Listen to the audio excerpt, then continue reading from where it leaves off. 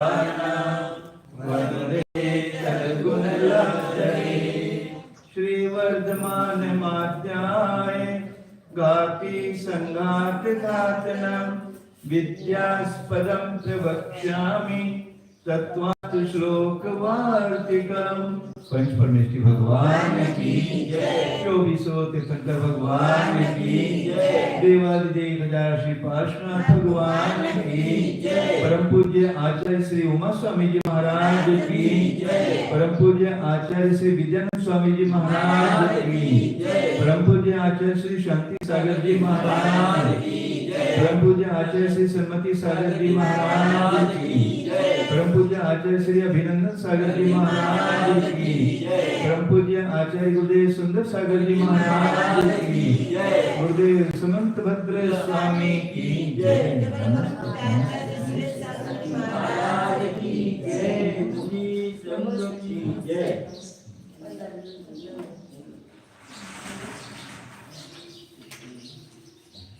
चार 8 page number है। इसमें प्रकरण कल चल रहा था कि बौद्ध स्वलक्षण को तो वस्तु कहते हैं क्योंकि उसमें स्वार्थ क्रिया होती है, अपनी अर्थ क्रिया होती है, उसमें निमित्त है। तो आचार्य ने उनको ये बताया था कि सत्वादी धर्म जो है उसके मतलब उसमें अर्थ क्रिया नहीं है, वो अर्थ क्रिया के निमित्त नहीं है, लेकिन स्वलक्षण है वो अर्थ क्रिया में निमित्त है, इसलिए वो वस्तु है, ऐसा कहा था। तो उसका आचार्य ने एक कहा था कि जो सर्वथा एकांतर वस्तु है उसमें अर्थ क्रिया नहीं हो सकती, और जो अनेक धर्मात्मक वस्तु है, बहिरंग वस्तु हो या अंतरंग वस्तु हो, उसमें अर्थ क्रिया हो सकती है, ऐसा सिद्ध किया था।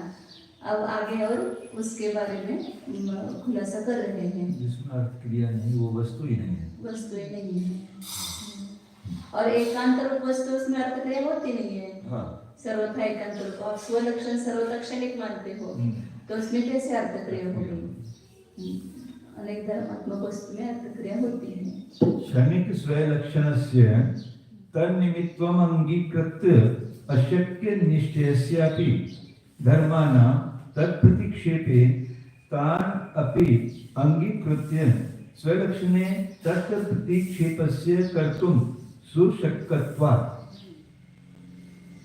क्षणिक स्वलक्षणस्य, आप क्षणिक स्वलक्षण जो है उसमें तन्निमित्तत्वम् अंगीकृत्य, उस अर्थ क्रिया में निमित्तपना स्वीकार करके, मतलब क्षणिक स्वलक्षण है वो अर्थ क्रिया में निमित्त ऐसा स्वीकार करके भी अशक्य निश्चय से भी, उसका निश्चय करना अशक्य होने पर भी उसमें निमित्तपना स्वीकार करते हैं।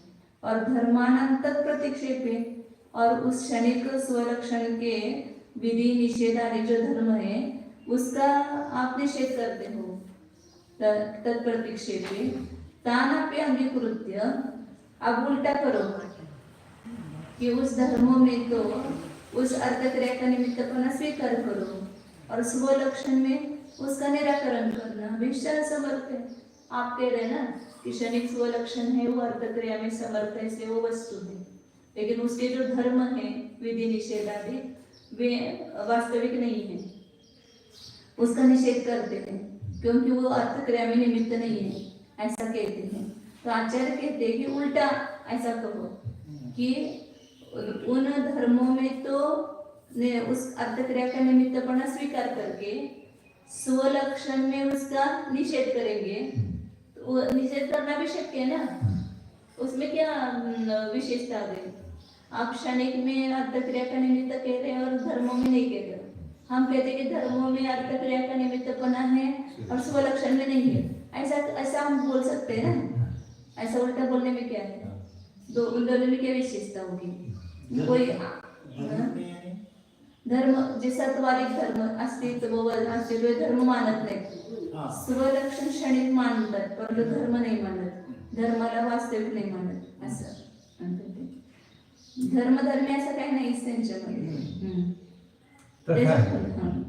तथा ही सत्वादयः धर्मा एव अर्थक्रियाकारिणः संवृत सकल विकल्प अवस्थायाम् उपलक्ष्यन्ते, न स्वलक्षणं तस्य स्ववासना प्रबोध आदि विकल्प प्रबोधात् विकल्प बुद्धौ प्रतिभासना। वही सिद्ध कर रहे हैं यहाँ पर। समाप्त हो गया इसमें। हाँ, इसमें सिद्ध कर रहे हैं कि वो जो सत्वादिक धर्म है वो उसको अर्थ क्रिया का निमित्तपना स्वीकार करके स्वलक्षण में खंडन कर रहे हैं ना। तथा ही का अर्थ उसी का खुलासा है कि ये प्रतिज्ञा की कि सत्वादिक धर्म ही अर्थ क्रियाकारी है, अर्थ क्रिया करने वाले हैं, ये प्रतिज्ञा की। और हेतु क्या दिया कि संवृत्त सकल विकल्प ने एक पूरा ये प्रतिज्ञा ही है कि संवृत्त सकल विकल्प जिसमें संपूर्ण विकल्प संकोचित कर लिए गए हैं ऐसे निर्विकल्प दशा उस अवस्था में उपलक्षित होते हैं। न स्वलक्षण, स्वलक्षण जो है वो उपलक्षित नहीं होता है, वो अर्थ क्रिया करता हुआ स्वलक्षण नहीं दिखाई देता है। क्यों? क्योंकि तस्य स्ववास्ता प्रबोधा विकल्प बुद्धो प्रतिभासना।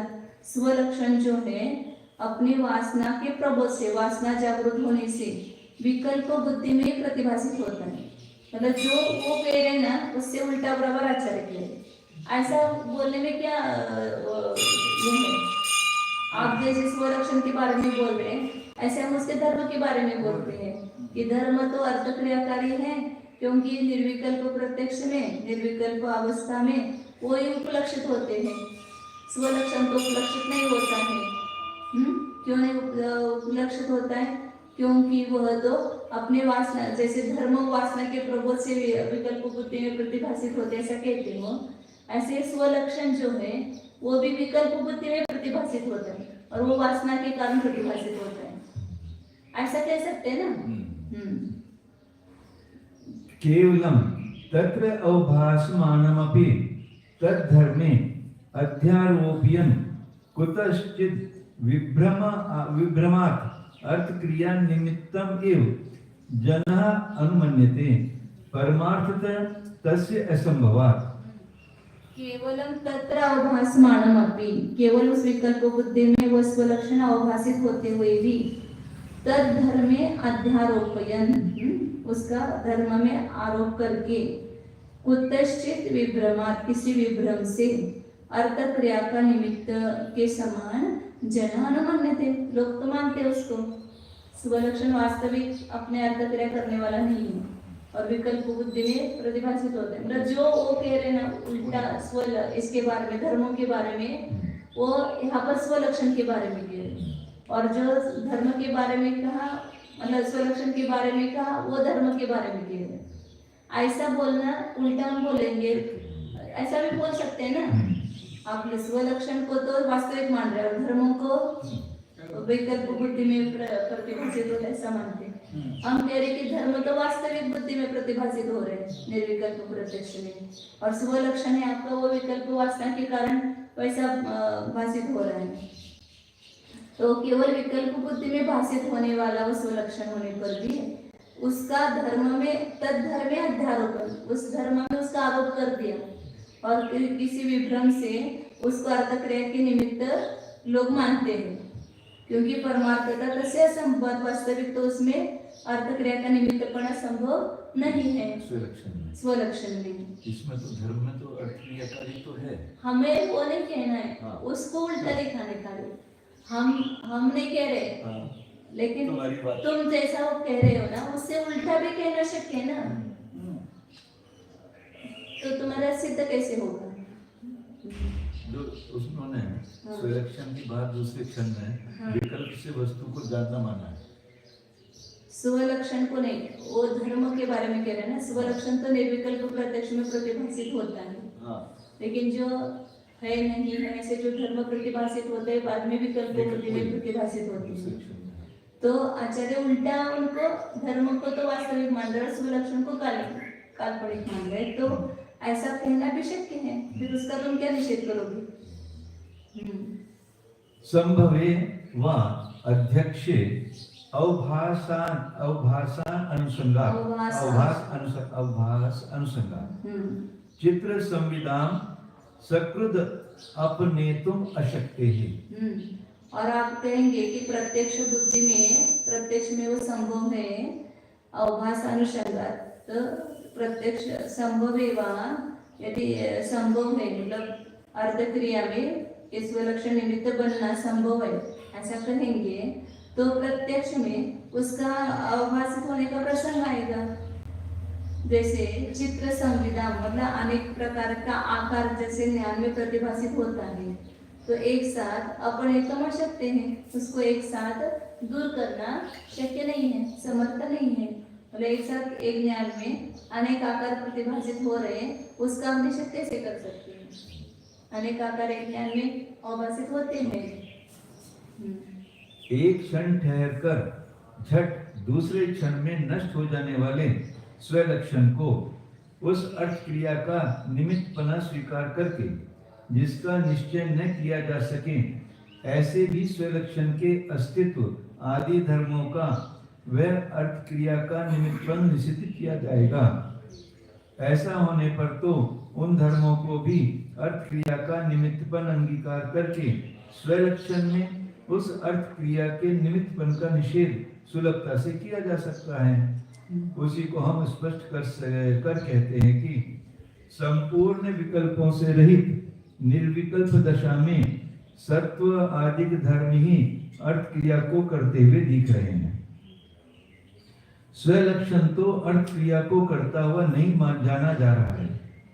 अपनी वासना के जागृत हो जाने से उस विकल्प बुद्धि में ही प्रतिभास रहे भी उस स्वलक्षण को निष्ठत्व संबंध से उसके सत्वादि धर्मों में अध्यारोप करता हुआ व्यवहारी मनुष्य किसी भ्रांति से अर्थ क्रिया का निमित्त सदृश स्वलक्षण को मानता है।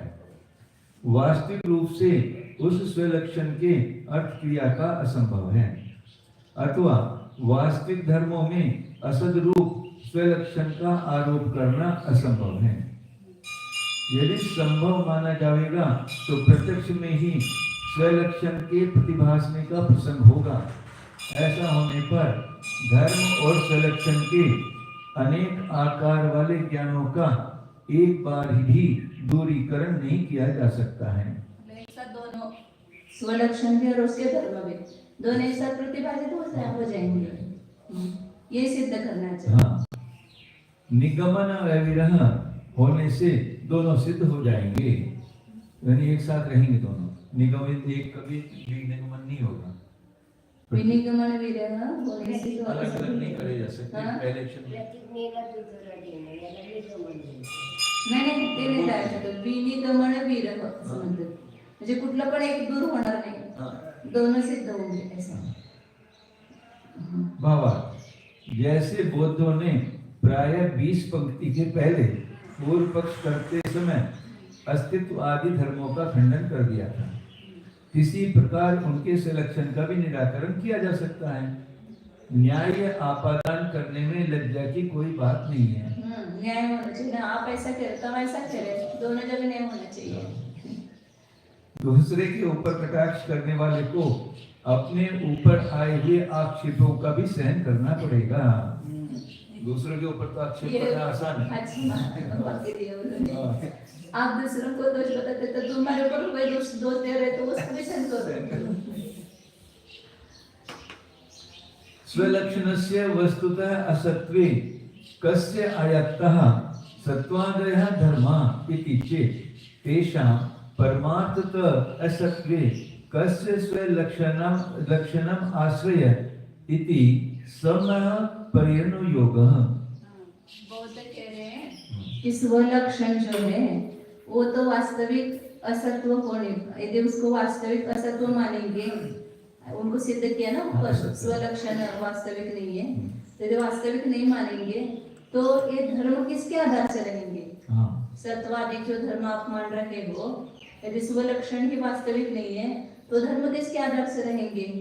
ऐसा उसने प्रश्न, मतलब वो उसको बराबर अपने इसमें लेके आते हैं, उसकी ही मान्यता से उसका खंडन करके जो अपने सिद्धांत पर लेके आते हैं उसको।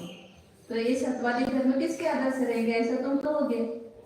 तो आचार्य कह रहे कि इतिचे तेषां परमार्थतः असत्वे। अब उन धर्मों को यदि आप वास्तविक असत्व मानोगे, धर्म नहीं मानते हो ना आप, और धर्मों को यदि अवास्तविक मानोगे तो स्वलक्षण किसका आश्रय होगा? आप बोल रहे हैं कि सत्वाधिक धर्म यदि स्वलक्षण को असत मानेंगे तो सत्वाधिक धर्म किसके आधार से लेंगे? हम पूछ रहे हैं कि यदि आप धर्मों को अवास्तविक मानते हो तो स्वलक्षण किसका आश्रय होगा? धर्म ही नहीं है तो किसका आश्रय होगा उनको? यदि समपर ऐसे प्रकार प्रश्न जो आप कहेंगे वो प्रश्न आपको भी जाएगा, समान पर प्रश्न उत्तर होंगे।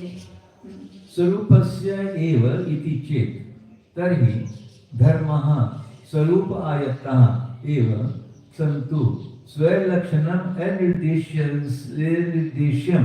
स्वस्य परस्य वा आश्रयत्वेन अन्यथा वा निर्देष्टुम् अशक्यत्वात् इति चेत् ततः एव धर्मः तथा भवन्तु विरोधभावात्। आप कहोगे कि स्वलक्षण तो अपने स्वरूप का आश्रय है, स्वरूप से स्वरूप का आश्रय है, तो हम भी कहते कि धर्म स्वरूपायत्ता एव संतो, तो धर्म भी अपने स्वरूप के आश्रय से रहे, उसके लिए स्वलक्षण के आश्रय की क्या आवश्यकता है? स्वरूप आश्रय से ही रहे। स्वलक्षण अनिर्देशम, स्वलक्षण तो निर्देश करने योग्य नहीं है। स्वस्य परस्य वा आश्रयत्वेन अन्यथा निर्देष्टुम् अशक्यत्वात्, स्वयं के आश्रय रूप से या दूसरे के आश्रय रूप से या अन्य रूप से उसका निर्देश करना शक्य नहीं है, इसलिए स्वलक्षण जो है अनिर्देश्य है। इति चेत् ऐसा आगे बढ़ते हैं तत्तएव धर्मः तथा भवन्तु। फिर आचार्य कह रहे हैं कि उसी कारण से धर्म भी वैसे होवे, क्योंकि धर्म भी कैसे है, वो भी अपने आश्रय से या दूसरे के आश्रय से अन्य रूप से उसका भी निर्देश करना शक्य नहीं है, तो ही बिना स्वलक्षण के आश्रय से रहे, अपने स्वयं के आश्रय से भी, उसमें कोई विरोध नहीं है, विरोधाभाव। स्याद्वादिनां शुद्ध द्रव्यस्य एव अर्थपर्यायानाम् अनिर्देश्यत्व उपगमात्। साधवादियों ने तो क्या किया है, शुद्ध द्रव्य से वो शुद्ध द्रव्य जैसे अनिर्देश है उसका कथन नहीं कर सकते हैं, ऐसे अर्थ पर्याय जो एक एक समयवर्ती उसको भी अनिर्देश बना स्वीकार किया गया है। जैन जो साधवादी है वे शुद्ध द्रव्य को अनिर्देश अवाच्य मानते ना, शुद्ध द्रव्य का कथन नहीं कर सकते हैं, ऐसे अर्थ पर्याय का भी कथन नहीं कर सकते हैं। वैसे आपके स्वलक्षण भी अनिर्देश हो गया और धर्म भी अनिर्देश हो गया। अर्थ पर्याय सूक्ष्म है ना, अवाक गोचर के वाणी का विषय नहीं है। यथा च व्यंजन पर्यायानां सदृश परिणाम लक्षणानां निर्देश्यत्वं तैः इष्टं तथा द्रव्यस्य अपि अशुद्धस्य इति न एकान्ततया किंचित निर्देश्यं वा। लेकिन उन साधवादियों ने सदृश परिणाम जिसका लक्षण है ऐसे उन व्यंजन पर्याय को, व्यंजन पर्याय में ना सदृश पर्याय होती है, जैसे मनुष्य मनुष्य मनुष्य पर्याय अनेक समय, तो उसको एक व्यंजन पर्याय कहा, तो अनेक व्यंजन पर्याय अनेक पर्यायों का एक ग्रुप हो गया ना, तो उसमें सदृशता है।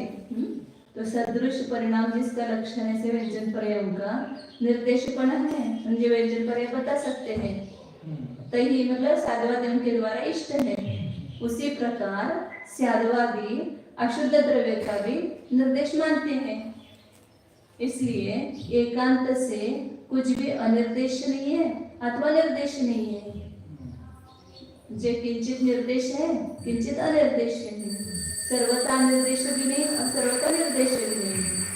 शुद्ध द्रव्य अर्थ पर्याय का कथन नहीं कर सकते, लेकिन अशुद्ध द्रव्य व्यंजन पर्याय का कथन हो सकता है, इस अपेक्षा से उसको निर्देश कहा है। बौद्ध कहते हैं कि यदि स्वलक्षण को वास्तविक रूप से असत्यपना माना जाएगा तो किसके अधीन होकर वे सत्व आदि धर्म ठहर सकेंगे। ऐसा कहने पर तो हम जैन भी कहेंगे कि यदि उन अस्तित्व आदि धर्मों को परमार्थ रूप से असत माना जाएगा तो तुम्हारा स्वलक्षण किसका आश्रय होगा। जैसे कि अग्नि के बिना उष्णता नहीं ठहरती, तैसे ही उष्णता आदि के बिना अग्नि भी किसका आधार होगी। इस प्रकार दोनों ओर से प्रश्न उठाना रूप कटाक्ष समान है। इस पर बोध यदि यों कहें कि अस्तित्व आदि के बिना भी अपने स्वरूप ही का स्वलक्षण हो जाएगा, तब तो हम जैन भी कह देंगे कि स्वलक्षण रूप आधार के बिना भी अस्तित्व आदि धर्म अपने स्वरूप के अधीन होकर ही ठहर जाएंगे। यदि बोध यों कहें कि स्वलक्षण तत्व तो अवाच्य है, निर्विकल्पक है, अपने या दूसरों के आश्रयपने से अथवा अन्य प्रकार से शब्द द्वारा उसका कथन उपकथन नहीं किया जा सकता है, ऐसा कहने पर तो हम भी कहेंगे कि किसी कारण धर्म भी शब्द द्वारा नहीं कहे जा सकते हैं। अतः इस प्रकार स्वरूप के ही अधीन होते हुए वे अवक्तव्य हो जाओ, कोई विरोध नहीं आता है। शादवादियों के यहाँ शुद्ध द्रव्य के समान सूक्ष्म अर्थ पर्यायों को भी शब्द द्वारा अवक्तव्य माना गया है, और जिस प्रकार की सदृश परिणाम है स्वरूप जिनका, ऐसी व्यंजन पर्यायों का शब्द के द्वारा कथन किया जानापन उन्होंने स्वीकृत किया है। इसी प्रकार पर द्रव्य के साथ बंध को प्राप्त हो रहे अशुद्ध द्रव्य का भी शब्द द्वारा वचन होना माना है। भावार्थ वृत्ति ही वाचाम अपरसदस्वी।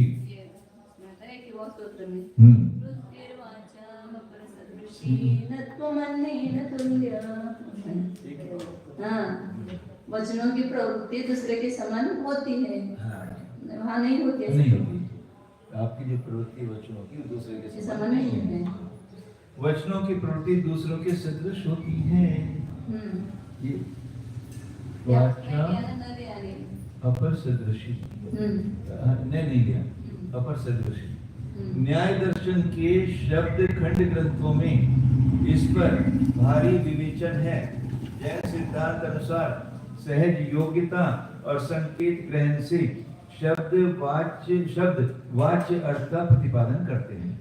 सहज योग्यता संकेत वशादि हाँ, शब्दादयो वस्तु प्रतिपत्ति हेतु मेलवादिवत।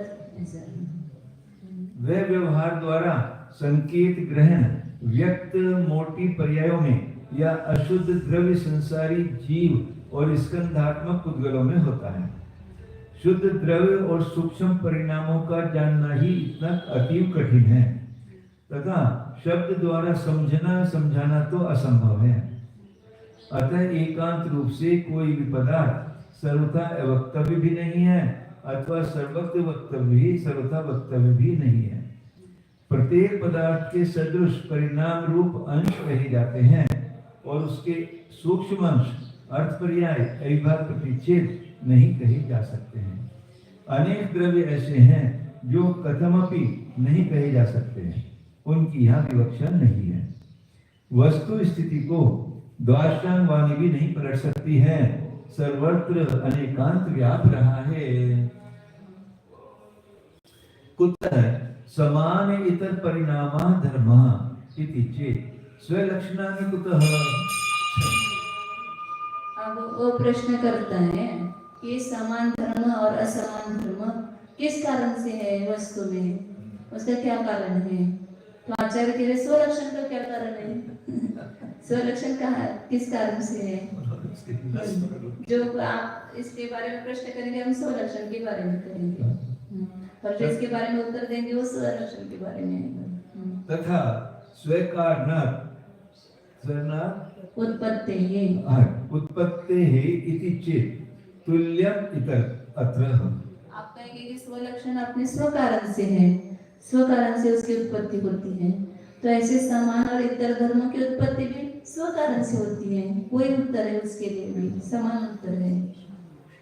स्वलक्षणानि एक कार्य करण अकरणाभ्याम समान इतर रूपानि इति अयुक्तम। केषांचित् एकम कार्यकारिणाम अपि विसदृशत्व ईक्षणात् कथम अन्यथा इंद्रिय विषय मनस्काराणाम गडुच्यादीनां च ज्ञानादेः ज्वर उपशमनादेः च एक कार्यस्य करणं भेदे स्वभावतः एव उदाहरणार्थम। स्वलक्षणाने, जो स्वलक्षण है एक कार्य करण अकरणाभ्याम, एक कार्य को करते हैं इसलिए समान है, और एक कार्य को नहीं करते अकरण इस अपेक्षा से इतर मतलब असमान रूप है, ऐसा यदि आप कहते हो तो वो कहना अयोग्य है। क्योंकि केशांचित एक कार्य करणामपि, जैसे कोई एक कार्य को कर रहे हैं फिर भी उसमें भी सदृशता देखी जाती है, उसके लिए दो दृष्टांत दिए इसमें। मतलब क्या सिद्धांत सिद्ध करना है कि एक कार्य कर रहे हैं फिर भी उसमें भी सदृशता है, समानता नहीं है। आप बोल रहे ना एक कार्य करने वाले से समानता है, लेकिन एक ही कार्य करने वाले हो तो भी उसमें भी सदृशता होती है। जैसे उदाहरण दिया उन्होंने कि इंद्रिय विषय, इंद्रिय उसके विषय और मन, ये सब ज्ञान की उत्पत्ति के कारण है ना, एक कार्य के करने वाले हैं, इंद्रिय भी विषय भी और मन भी, लेकिन वो उसमें विसदृशता देखी जाती है ना, इंद्रिय विषय, इंद्रियों में विषय में और मन में, ये सब समान नहीं है। तीनों भी एक ही कार्य कर रहे हैं फिर भी उन तीनों में समानता नहीं है। इसी प्रकार गडुच्चादि नाम ज्वरादि ज्वर उपशमनादि, गुड़वेल गुड़वेल बोलते हैं, गुड़वेल बोलते हैं ना दवाई, गड़वे दवाई होती है ज्वर दूर करने की, तो आदि से बहुत सारे लेना। हाँ चिरायता है, चिरायता अलग, गिलो अलग, गिलो मतलब गुड़वेल बोलते हैं मराठी में। हाँ चिरायता अलग, कुटकी अलग, गिलोय अलग, हाँ और बहुत सारे पदार्थ होते हैं ना कि ज्वर को दूर करने वाले, कुटकी को भी दिया है नीचे, उष्णता को ज्वर को दूर करने वाले हैं। तो इत्यादि पदार्थ एक काम कर रहे हैं, ज्वर को नाश करने का एक काम कर रहे हैं, लेकिन सब में सदृशता नहीं है, सब अलग अलग है। तो एक कार्य करने वाले होने से समानपना वगैरह वो सिद्ध नहीं होता है, क्योंकि एक कार्य करने वालों में भी विसदृशता देखी जाती है, उसके लिए दृष्टांत दिया। अन्यथा इंद्रिय विषय मन और गडुचादिक मतलब गुरुवेदादिक, इनका ज्ञानादिक ये लगाएंगे इंद्रिय विषय मन का कार्य, और गडुचादिक का ज्वर का उपशमन आदि। एक कार्य को करना भेदे स्वभाव तक उदाहरण, मतलब भेद होने पर भी स्वभाव से ही हाँ काम एक कर रहे फिर भी उनमें भेद है, स्वभाव से ये उदाहरण भी योग्य है, ये इंद्रियादिक और ये गडुचादिक ये उदाहरण भी योग्य है। इंद्रिय आदि भी काम तो एक ही करेगी, ज्ञान को उत्पन्न करने का काम कर रहे, लेकिन इंद्रिय अलग है, विषय अलग है और मन अलग है। ऐसे गुड़वेल अलग है, कुटकी अलग है, चिरायत अलग है, सब एक ही काम कर रहे, उष्णता दूर करने का, ज्वर दूर करने का। चित्र काष्ठ कर्म आदि अनेक कार्यकारिणामपि मनुष्याणां समानत्व दर्शनात् समानः इति प्रतीते अन्यथा अनुपत्तेः।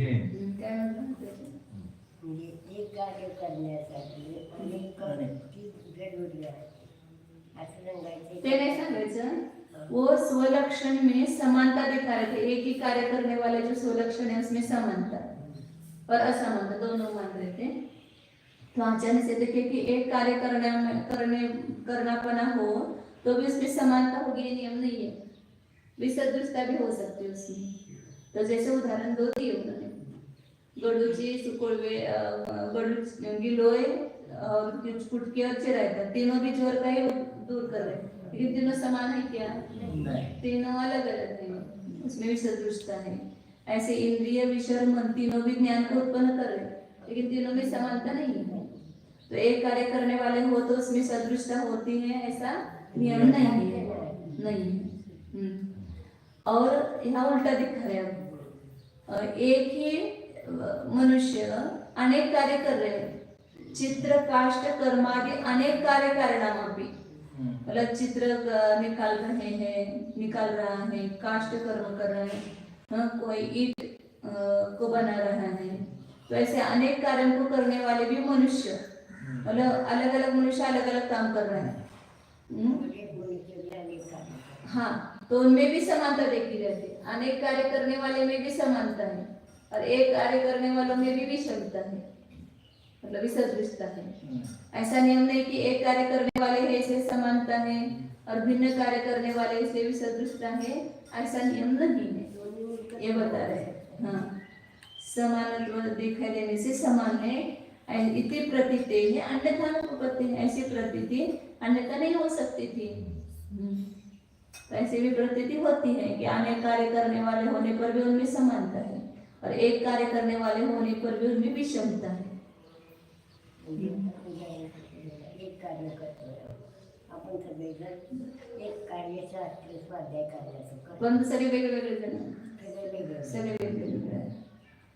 आणि एक अनेक व्यक्ती आहेत, अनेक कार्य करतात तरी पण समान आहेत, मनुष्याच्या अपेक्षा समान आहेत. मग ते कसं घेणार तेच उदाहरण घेतलं की मनुष्य जे आहेत वेगवेगळं, कोण ईट बनवण्याचं काम करतोय, कोण चित्र काढण्याचं काम करतं, कोण काष्ट करतो. मनुष्यपणाच्या अपेक्षा समान आहेत ना सगळे, एकच आहे.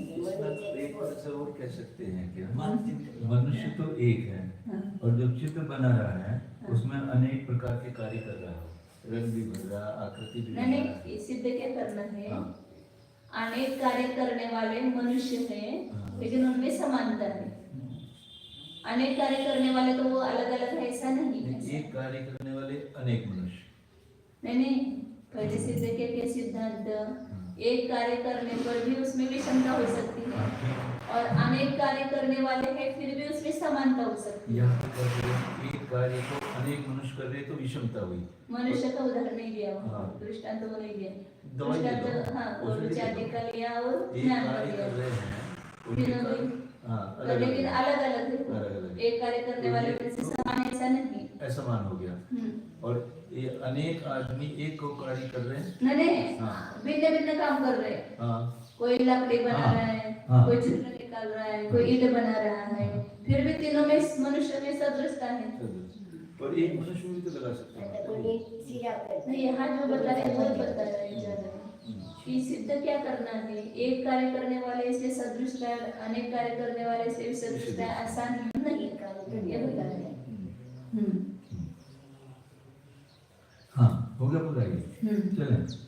ऊर्ध्वता और तिर्यक सामान्य रूप, समान परिणाम तथा पर्याय, व्यतिरेक रूप, विशेष परिणाम एवं अस्तित्व आदि ये वस्तु के धर्म कैसे सिद्ध हैं बताओ। ऐसा आक्षेप करने पर तो हम भी बौद्धों से पूछते हैं कि तुम्हारे यहाँ स्वलक्षण तत्व कैसे सिद्ध माने गए हैं।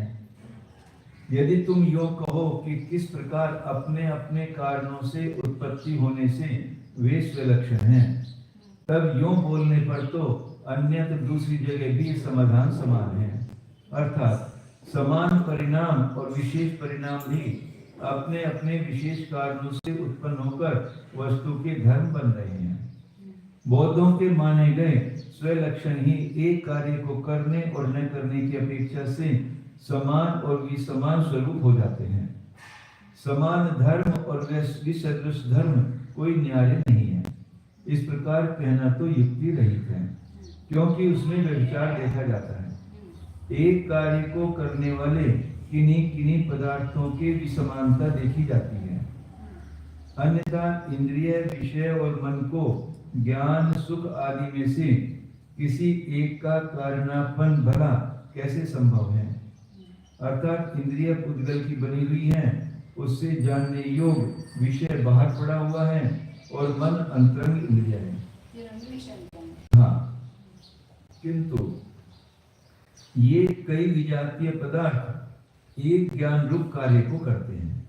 ये अच्छा, तीनों विजातीय पदार्थ हैं और एक ज्ञान कार्य को करते हैं। तथा गिलोय, कुटकी, चिरायता आदि पदार्थ प्रकृति यानी तासीर से भेद होने पर भी ज्वर का उपशम, खांसी दूर करना आदि किसी भी एक कार्य को कर देते हैं। यानी इस खांसी में भी काम आता है, ज्वर में भी काम है सर। यानी तीनों में एक काम कर रहे हैं। हाँ। ज्वर दूर करना एक कार्य ले लो या खांसी दूर करना एक कार्य ले लो। ये तीनों में उसमें तीनों का अलग अलग प्रकृति होते हुए तीनों एक काम कर रहे हैं, तो उसमें विषमता है। अन्यथा वे कोई औषधियां एक रोग को दूर कैसे करती। अतः अनेक भी एक कार्य को करते हैं। इसमें इंद्रिय आदि और गडोची गिलो आदि उदाहरण देने योग्य हैं। यह व्यभिचार हुआ तथा चित्र लिखना, काठ का काम करना, ईंटें चुनना आदि अनेक कार्यों को करने वाले भी मनुष्यों के समानपन देखा जाता है। अन्यथा ये चितेरा, बढ़ई, राज आदि समान हैं, इस प्रकार की प्रतीति नहीं हो सकती थी। अतः व्यभिचार हो जाने से एक कार्य को करने और न करने की अपेक्षा से समानपने और विसमानपने की व्यवस्था करना ठीक नहीं। समान असमान कार्य करना भावानां तथा भावः इति चेत् कुतः तत्कार्याणां तथा भावः। वो बोल रहे कि उसमें समानता कैसे, समान कार्य करने वाले हैं इसलिए उन भाव में समानता है, और असमान विसदृश कार्य करने वाले हैं तो उन भाव में विषमता है। तो इस प्रकार कहेंगे, वो उत्तर देते बौद्ध, समान कार्य को कर रहे हैं इसलिए समान है, और विषम कार्य को कर रहे, भिन्न भिन्न कार्य को कर रहे हैं तो वो असमान है। ऐसा कहोगे तो कुतः तत्कारणं तथा भाव, उनका उन कार्यों का वैसा भाव क्यों हो गया। समान इतर स्व कार्य करना इति चेत् स एव पर्यनुयोगः अनवस्थश्च। तो फिर उसमें भी ये उत्तर देंगे आप कि समान स्व कार्य करने से या असमान स्व कार्य करने से उनमें समानता है, असमानता है, ऐसा कहोगे तो वापस वही प्रश्न और वही अनवस्था दोष सब आगे भी आता चला जाएगा। जो समान कार्यों को करें वे समान पदार्थ हैं, और जो विसदृश कार्यों को करें वे विसमान भाव हैं। इस प्रकार सदृश और विसदृश कार्यों को करने से पदार्थों के किस प्रकार सदृशपना और विसदृशपना व्यवस्थित है। ऐसा बौद्धों के कहने पर तो हम पूछेंगे कि सदृश विसदृश कार्यों का किस प्रकार समानपन और असमानपन कैसे हुआ, बताओ। इसका उत्तर तुम बोध यदि यो दोगे दो कि उन कार्यों ने भी सदृश और विसदृश अपने उत्तरवर्ती कार्यों को किया, अतः वे सदृश विसदृश सदृश माने गए। तब तो पुनः उन कार्यों पर भी वही हमारा प्रश्न रूप आक्षेप होता जाएगा, और आप बोध उत्तर भी वही अपने अपने सदृश विसदृश कार्यों के करने का देते जाएंगे, और यूं अनवस्था दोष हो जाता है। तथा उत्पत्ति ही इति चेत् सर्वभावानां तथा एव तथा भावस्तु। तथा उत्पत्ति वैसे समान और असमान भावों की पदार्थों की उत्पत्ति हो जाती है, ऐसा बौद्ध कहेंगे।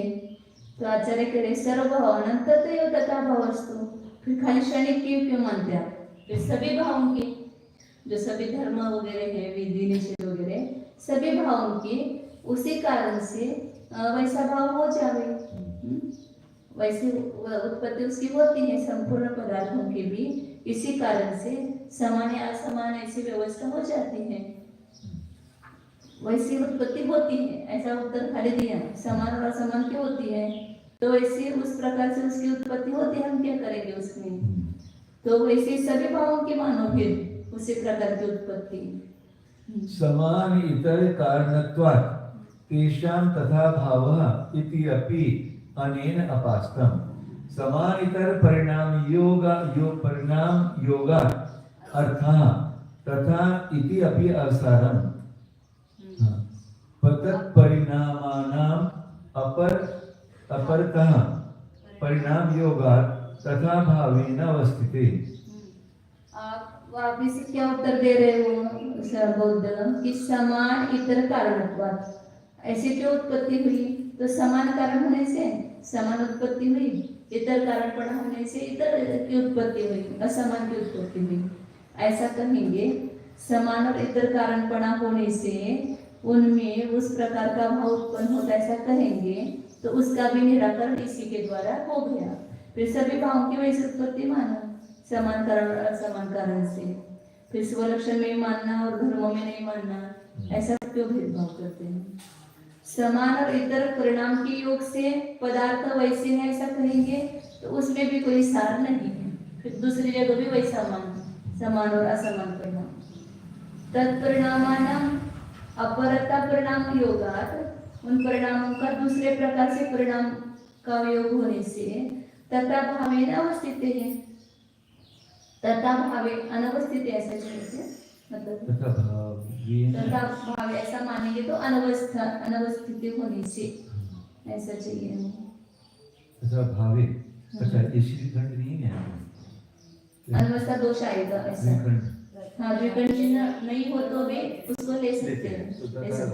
अनवस्थित है, उन परिणामों का दूसरे परिणाम का संयोग होने से उस प्रकार से है ऐसा कहेंगे तो यह अनवस्था है। फिर उस भाव को वापिस दूसरे भावों का परिणाम का योग मानना पड़ेगा, फिर दूसरे परिणामों को पुनः तीसरे परिणाम का संयोग मानना पड़ेगा। हाँ, श्रीखंड नसला तरी चालतंय, वाचताना वाचायचं। वास्तविक द्विखंड हे समजण्यासाठी आहे। संधी काय आहे? पूर्वरूप संधी, अ ए मध्ये मिसळून गेला, ही संधी पूर्वरूप संधी म्हणतात त्याला। स्वतः तो तथात्वे अर्थानामपि व्यर्थ तथा परिणाम योग। अब आप लास्ट में ऐसा स्वीकार करेंगे, स्वयं से भी उस प्रकार का परिणाम होता है उनका, ऐसा मानेंगे तो पदार्थों को भी दूसरे परिणाम के रूप से मानना व्यर्थ है। उसका भी स्वभाव से वैसा परिणाम होता है ऐसा मानो। जो विधि निषेध आदि धर्म है उनका भी वैसा स्वभाव से परिणाम होता है ऐसा मानो।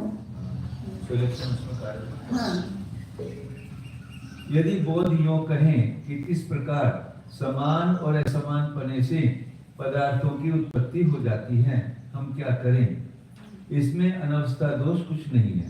ऐसा उनके कहने पर तो संपूर्ण पदार्थों की किसी कारण से वैसी समान और विसमान पने की व्यवस्था हो जाओ, यह उपाय अच्छा है, शायदवादियों को अभिष्ट है। समान और विसमान कारणों से उत्पन्न हो जाने के कारण उन पदार्थों की जिस प्रकार सदृशता और विसदृशता है, उस प्रकार बोधों का निर्वाह करना भी उस उक्त कथन से निराकृत हो गया समझ लेना चाहिए। क्योंकि उन कारणों में और उनके कारण भी कारणों में, कारणों के भी कारणों में सदृशता विसदृशता की व्यवस्था करने के लिए प्रश्न उठाते उठाते अनवस्था हो जाएगी। समान परिणतियों और विसमान परिणतियों के योग से पदार्थ इस प्रकार सदृश विसदृश हैं, इस प्रकार कहना भी निस्सार है। क्योंकि उन परिणामों के सदृश विसदृश पने के नियामक दूसरे प्रकार से अन्य परिणाम माने जाएंगे। उनके योग से इस प्रकार व्यवस्था मानने पर फिर यहाँ भी प्रश्न उठेगा, उसका उत्तर भी इस प्रकार का दिया जाएगा। ऐसा होने पर अनवस्था दोष है। इस ढंग से किसी पदार्थ की व्यवस्था नहीं होती है। हाँ, अन्य की अधीनता के बिना स्वतः ही अपनी अपनी योग्यतावश उन परिणामों के सदृश विसदृशपन की व्यवस्था मानोगे, तब तो पदार्थों की भी अपनी योग्यतावश स्वतः ही सदृश विसदृश की व्यवस्था हो जाएगी। बीच में इस प्रकार के परिणाम का संबंध मानना व्यर्थ है। अर्थात परिणामों में सदृशता विसदृशता स्वतः मानी जाए और पदार्थों में उन परिणतियों से सदृशता विसदृशता की व्यवस्था की जाए। इस प्रकार परंपरा की क्या आवश्यकता है? भावार्थ, संपूर्ण पदार्थ अपनी योग्यता से ही समान और विसमान स्वरूप से परिणत हो रहे हैं, पहले ही से इस प्रकार आत्मलाभ कर रहे हैं। तभी तो जैन सिद्धांत अनुसार समान परिणाम और विसदृश परिणाम वस्तु के तदात्मक धर्म हैं। एक पैराग्राफ लेंगे तो यहाँ तक एक प्रकरण खत्म हो जाएगा। आपको कैसे करना है? जैसे मैं कल से बंद होने वाला है इसमें, तो आप क्योंकि इसका ये पूरा नहीं, यहाँ से सप्तभंगी के बारे में प्रश्न चालू हो जाएंगे। समान इतर आकारों विकल्पनी ही विकल्प निर्भासिनो एवं विकल्प निर्भासिनो एवं स्वलक्षणेषु अध्यारोप्येते न तो वास्तवो इति अपि अयुक्तम तयोः तत्र स्पष्टम अवभासनात् तद विकलानां तेषां जातोचित अप्रतिपत्तेः इति। अब बौद्ध कह रहे हैं कि समान और इतर आकार ये विकल्प में भाषित होने वाले हैं। स्वलक्षणों में जो समान और इतर आकार जो भाषित होता है वो विकल्प में भाषित होने वाले हैं, और उसका स्वलक्षणों में अध्यारोप किया जाता है समान और असमानता का। न तो वास्तव में समान और असमान आकार ये कोई वास्तविक नहीं है। हाँ, ऐसा कहना आचार्य कह रहे कि अयुक्तम, तुम्हारे कहना अयुक्त है।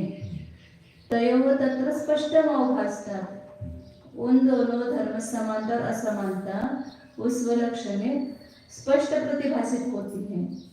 तद विकलानां तेषां जातोचित प्रतिपत्ति, उससे रहित उनकी कभी भी प्रतिपत्ति नहीं होती। वास्तव में तो सदृश जैसे रस क्षण है, रूप क्षण है, तो उसकी समानता स्पष्ट प्रतिभाषित होती है, और दो अलग अलग है तो उसमें असमानता स्पष्ट प्रतिभाषित होती है। उनसे रहित कभी भी भाषित नहीं होती है। तथा परिणतानाम एव स्वलक्षणानां तथा सिद्धिः अप्रतिबंधा तद्वत् धर्माणाम् अस्तित्वादीनाम् अपि इति परमार्थतः एव समान आकारः पर्यायः शब्दैः निर्देशः पर्यायवत्। तथा परिणताना, उस प्रकार से परिणत स्वलक्षणों की तथात्व सिद्धि, उस प्रकार की सिद्धि होती है। अप्रतिबंधा तद्वत् धर्मानां, अप्रतिबंध मतलब बिना कोई प्रतिबंध से रहित सिद्धि होती है। उसी प्रकार धर्मों की भी, अस्तित्ववादी जो धर्म है उनकी भी वास्तविक रूप से समान आकार रूप जो पर्याय है वे भी शब्दों के द्वारा वो भी निर्देश करने योग्य है। जैसे पर्यायी के समान, पर्यायी मतलब धर्मी मतलब द्रव्य की जैसी प्रतीति होती है उसका शब्दों के द्वारा निर्देश होता है, उसी प्रकार अस्तित्ववादी धर्मों की भी वास्तविक परिणतियां हैं और वे निर्देश करने योग्य है। तो मानते हैं ना, नहीं मानते ना, धर्म का नहीं मानते तो सिद्ध स्वलक्षण का मानते हैं लेकिन धर्म का नहीं मानते हैं। तो वही उनको अब लास्ट में ये उपसवाल कर रहे हैं कि जैसे धर्मी का निर्देश हो सकता है ऐसे धर्मों का भी निर्देश हो सकता है।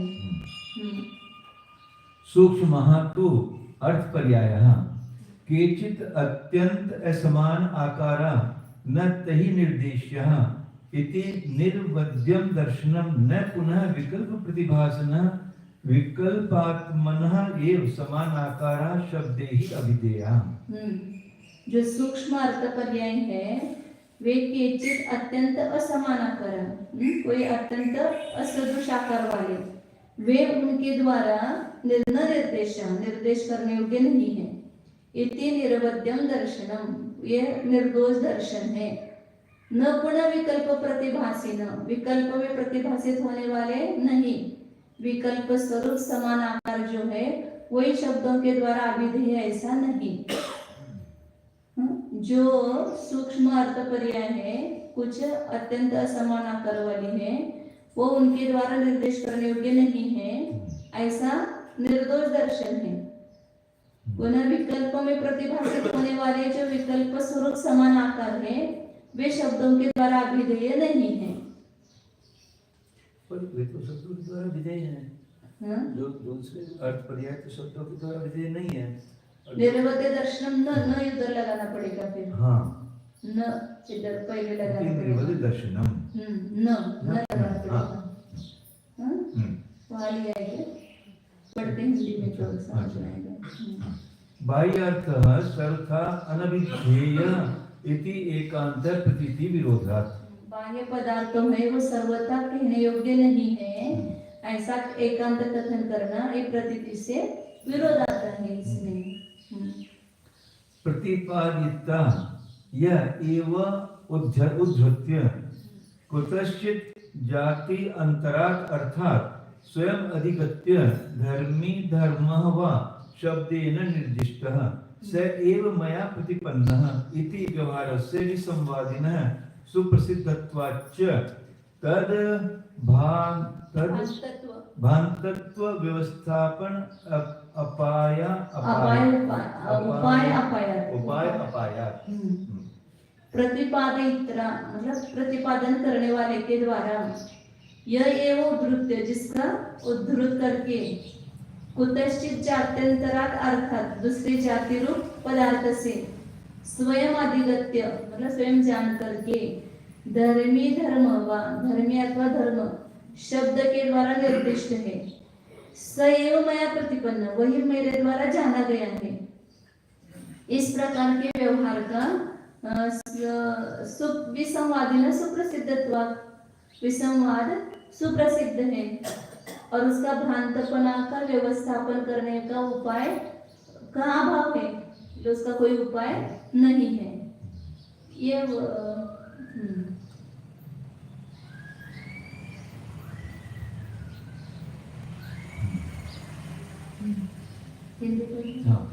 बौद्ध कहते हैं कि हमको स्वलक्षण के सदृशपने और विसदृशपने की व्यवस्था करना आवश्यक नहीं है। पदार्थों के समान विसमान आकार तो वस्तु को नहीं छूने वाले विकल्प ज्ञान में प्रतिभासते हुए ही मोटी बुद्धि वाले व्यवहारियों के द्वारा स्वलक्षण में आरोपित कर दिए जाते हैं। जब सब चल रहा था ना समान है क्या समान है, ये कुछ जानने की जरूरत नहीं है, वो तो सब विकल्प बुद्धि में प्रतिभासित होता है। वे सदृश विसदृश आकार तो वस्तुभूत नहीं है। ग्रंथकार कहते हैं कि इस प्रकार बुद्धों का कहना भी अयुक्त है, क्योंकि उन समान विसमान आकारों का उस स्वलक्षण में स्पष्ट रूप से प्रत्यक्ष द्वारा प्रतिभास हो रहा है। उन सामान्य विशेष आकारों से रहित हो रहे स्वलक्षण की तो कभी प्रतिपत्ति नहीं होती है। अतः इस प्रकार समान असमान रूप से परिणमन करते हुए ही स्वलक्षणों के इस प्रकार सदृश विसदृशपन की सिद्धि हो जाती है। कोई प्रतिबंध करने वाला नहीं है। उसी के सदृश अस्तित्व नास्तित्व आदि धर्मों या उनके भी सदृश विसदृशपने की बाधा रहित सिद्धि हो जाती है। इस प्रकार वास्तविक रूप से ही विद्यमान हो रही सदृश आकार रूप पर्याय तो शब्दों के द्वारा कथन करने योग्य है। जैसे कि समान पर्यायों से युक्त अशुद्ध द्रव्य रूपी रूप पर्यायी पदार्थ शब्दों का वाच्य है। हाँ, सूक्ष्म अर्थ पर्याय तो कोई अत्यंत पने से असमान का आकार वाली है। भावार्थ घट पट गो घोड़ा आदि व्यक्त पर्याय या पर्यायी पदार्थ तो शब्दों के वाच्य हैं और दुग्ध घृत शर्करा मिश्री आदि के मीठेपन के तारतम्य समान अनेक ज्ञानांश कषाय अंश वेदनांश आदि अर्थ पर्यायों का शब्दों द्वारा कथन नहीं हो पाता है। अतः समान ही अर्थों का प्रतिपादन करने वाले शब्दों के द्वारा किसी के समान नहीं ऐसी सूक्ष्म अर्थ पर्यायों का निरूपण नहीं होता है। भला आप यह तो विचारो कि मैं यदि उन अर्थ पर्यायों को शब्द के द्वारा आपको समझा देता तो कौन सी अर्थ पर्याय अवाच्य हैं, तब तो वे वाच्य ही हो जाते। इस प्रकार साधवा सिद्धांत निर्दोष सिद्ध हुआ, यानी कुछ पदार्थ वक्तव्य हैं और कुछ पदार्थ अवक्तव्य हैं। बौद्धों के मतानुसार झूठे विकल्प ज्ञान में प्रतिभास हो रहे विकल्प्य स्वरूप सदृश आकार ही शब्दों के द्वारा कहे जाने योग्य हैं, किंतु वास्तविक बहिरंग घट पट आदि अर्थ अथवा अंतरंग अर्थ तो सभी प्रकारों से अवाच्य हैं। इस प्रकार का एकांत तो फिर सिद्ध नहीं हुआ, क्योंकि प्रतीतियों से विरोध आ रहा है। दूसरी बात यह है कि वस्तु को शब्द के द्वारा कथन करने वाले वक्ता करके किसी भी सजातीय विजातीय अन्य अर्थ से उद्धार कर जो ही धर्मी अथवा धर्म स्वयं जानकर शब्द के द्वारा कहा जाता है, वही अर्थ मुझ श्रोता करके जान लिया गया है। इस प्रकार का अविसंवादी प्रतिज्ञा प्रमाण स्वरूप व्यवहार भले प्रकार प्रसिद्ध हो रहा है। उस प्रमाण भूत व्यवहार के भ्रांतपन की व्यवस्था कराने का कोई उपाय नहीं है। अर्थात बोध अविसंवादी ज्ञान को प्रमाण मानते हैं। प्रत्यक्ष के समान प्रतिविज्ञान और आगम ज्ञान भी अभ्रांत तथा अविसंवादी हैं। वक्ता से जो कहा जाए, ये तो दो ही मानते हैं ना, प्रत्यक्ष और आगम अनुमान। वक्ता से जो कहा जाए वही श्रोता से सुना समझा और प्रवृत्त किया जाए, अथवा एक प्रमाण से जाने गए विषय में दूसरे प्रमाणों की प्रवृत्ति होना रूप यह अविसंवाद शब्द से जन्य वाक्य के समीचीन ज्ञानों में है। अतः वस्तु के कतिपय वास्तविक धर्म वक्तव्य सिद्ध हुए।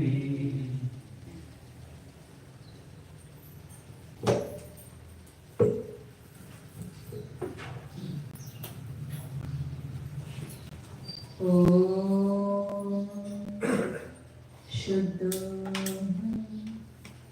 एको ध्रुव